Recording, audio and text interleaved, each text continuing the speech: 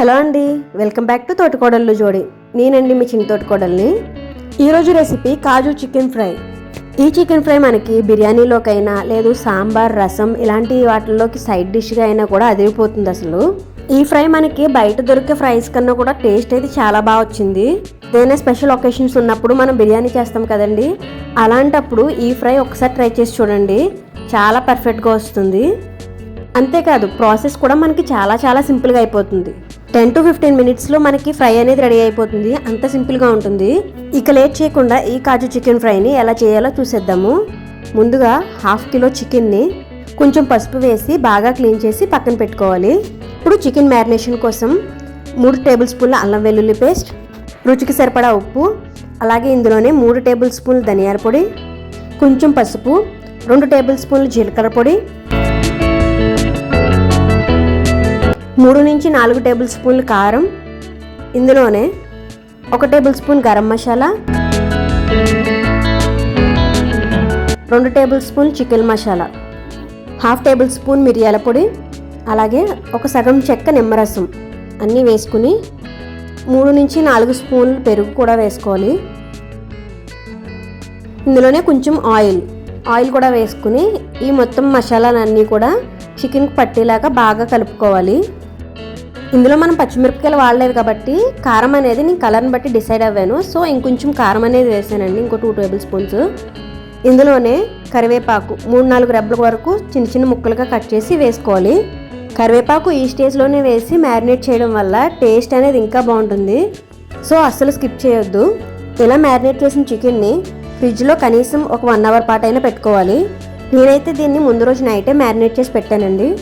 ఇప్పుడు ఫ్రై కోసం స్టవ్ పైన ప్యాన్ పెట్టుకుని అందులో ఆయిల్ వేసుకుని ఒక ఉల్లిపాయ చిన్న ముక్కలుగా కట్ చేసి వేసుకోవాలి. అలాగే 2 పచ్చిమిర్చి. ఈ ఉల్లిపాయ ఒకటైతే సరిపోతుందండి మనకి, ఎందుకంటే మనం అందులో పెరుగు అది వేసాం కదా, సో గ్రేవీ అనేది ఆటోమేటిక్గా వచ్చేస్తుంది.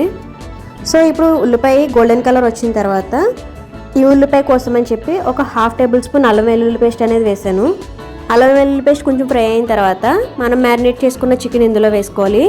ఇక్కడ మనకి ఆనియన్స్ అవసరం లేకుండా డైరెక్ట్గా కూడా ఈ మ్యారినేట్ ఎలా చేసామో అలా ఫ్రై చేసేసుకున్నా కూడా టేస్ట్ బాగుంటుంది. ఎప్పుడు కావాలంటే అప్పుడు మ్యారినేట్ చేసి పెట్టుకుని ఇలా ఫ్రై చేసేసుకుంటే మనకి రోల్స్లోకైనా లేదు అంటే సైడ్ డిష్గా నార్మల్గా అలా ఫ్రై చేసుకుని స్టార్టర్లా కూడా తినడానికి బాగుంటుంది.